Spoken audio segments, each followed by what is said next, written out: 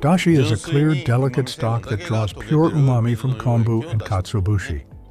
Kombu contains glutamate, while katsuobushi contains inosinate. Together, they create umami synergy, a deeper flavor than either ingredient can produce alone. To make dashi, place kombu in water and heat it gently, allowing its umami to be drawn out slowly.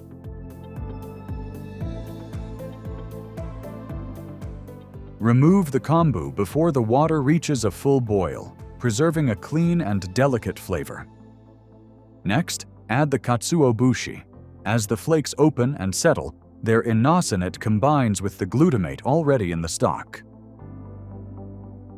Strain the stock carefully, without pressing the flakes, to keep the flavor clear and refined. The result is Ichiban Dashi, clear, aromatic, and rich in balanced umami. This harmony of kombu and katsuobushi is a foundation of Japanese cuisine. Learn authentic Japanese culinary techniques at Japanese-cuisine.com.